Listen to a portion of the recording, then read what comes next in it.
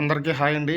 Welcome to Eshwar information Adda YouTube channel to share genuine information to everyone. నా పేరు ఈశ్వర్ అండి. నేను ఇండియన్ రైల్వేస్లో అసిస్టెంట్ లోకో పైలట్గా అయితే వర్క్ చేస్తున్నాను. ఈ వీడియో చేయడానికి గల మెయిన్ కారణం ఏంటంటే కనుక చాలామంది అయితే సీరియస్గా ప్రిపేర్ అవ్వట్లేదు. నెక్స్ట్ ఇంకేంటంటే ప్రిపేర్ అయిన కూడా సిన్సియర్గా చదవట్లేదండి. ఈ వీడియో చూశాక ఖచ్చితంగా మీరే చదువుతారు. మన టాపిక్ ఏంటంటే కనుక ఏఎల్పీ స్టార్టింగ్ శాలరీ 60,000 ఉంటుందా? ఖచ్చితంగా ఉంటుందండి. మీరు వీడియోని స్కిప్ చేయకుండా లాస్ట్ వరకు చూస్తే కనుక మీకే ప్రూవ్ అవుతుంది. విత్ పేసిప్తో ఈ వీడియో తీసుకురావడం జరిగిందండి. ఓకేనా, ఇక టాపిక్లోకి అయితే వెళ్దామండి. ఇదైతే ట్రైనింగ్ అయిన తర్వాత ఏఎల్పీకి ఎంత శాలరీ వస్తుందని పే స్లిప్ అండి. ఇది నాది కాదు, మా సీనియర్ది. నేను ఇంకా ట్రైనింగ్లో ఉన్నాను కాబట్టి మా సీనియర్ ప్లే స్లిప్ అడిగితే ఇచ్చారండి. ఓకేనా, నేమో అన్ని డీటెయిల్స్ అని హైడ్ చేయడం జరిగింది. ఇది ఫిబ్రవరి మంత్ పే స్లిప్ అండి. ఓకేనా, చూసుకోండి. Duty days 28 days. Gross pay ఎంతంటే 64,123 రూపాయలు.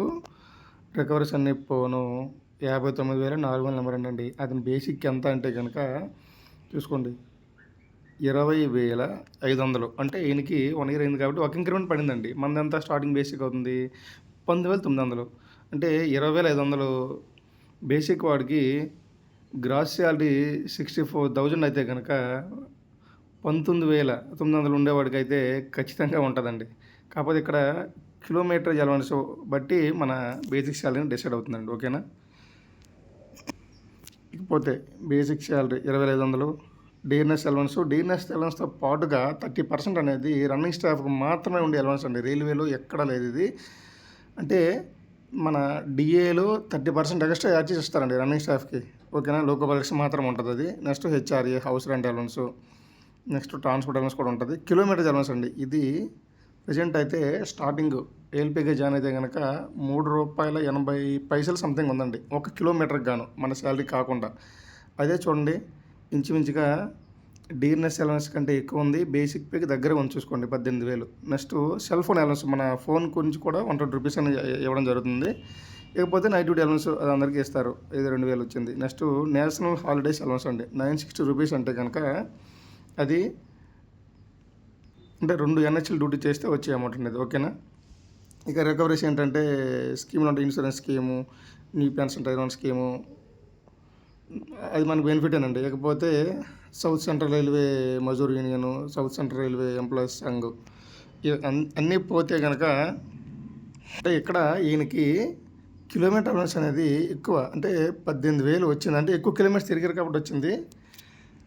మనం మినిమంలో మినిమం అనుకున్నా సరే 12,000 to 15,000 అయితే కంపల్సరీ వస్తుందండి. ఓకేనా, దాన్ని బట్టే మన శాలరీ ఏం డిసైడ్ అవుతుంది.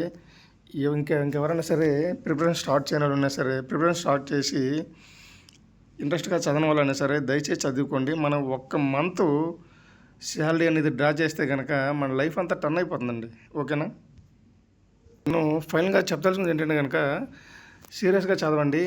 ఈసారి ఖచ్చితంగా అయితే మీకు కంపల్సరీ జాబ్ వస్తుందండి. ఓకేనా, ఆల్ ద వెరీ బెస్ట్ అందరికీ. వీడియో నచ్చితే కనుక లైక్ చేయండి, షేర్ చేయండి, సబ్స్క్రైబ్ చేసి మన ఛానల్ అయితే రెగ్యులర్గా ఫాలో అవ్వండి. నేను ఇంకా చాలా వీడియోస్ చేస్తానండి. నా సక్సెస్ స్టోరీ కూడా చేద్దాం అనుకుంటున్నాను.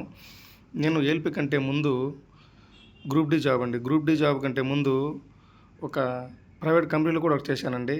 అంతకంటే ముందు ఒక ఇంటర్నెట్ షాప్ పెట్టానండి. అంతకంటే ముందు బ్యాంకులో మినీ బ్యాంక్ అంటారు కదండి, కస్టమర్ సర్వీస్ పాయింట్, అది కూడా పెట్టానండి. అంతకుముందు నేను ఫ్యాకల్టీగా వర్క్ చేశానండి. అంతకుముందు కోచింగ్లో ఉన్నానండి. ఓకేనా, ఈ ఇయర్లో ఎవరైతే ఏఎల్పీ జాబ్కి సీరియస్గా ప్రిపేర్ అయ్యి ఇయర్లో ఖచ్చితంగా జాబ్ సంపాదిస్తాం అనుకునే వాళ్ళైతే లైక్ చేయండి, కింద కామెంట్ చేయండి. కామెంట్ చేస్తే నాకు మన ఛానల్ ఫాలో అయ్యి ఎంతమంది అయితే ఏఎల్పీకి సీరియస్గా ప్రిపేర్ అవుతున్నారో నాకు తెలుస్తుందండి. దాన్ని బట్టి నేను ఏఎల్పీ గురించి వీడియోలు చేయొద్దని డిసైడ్ చేస్తాను. ఓకేనా, థ్యాంక్ యూ అండి. థ్యాంక్ యూ వెరీ మచ్ అండి.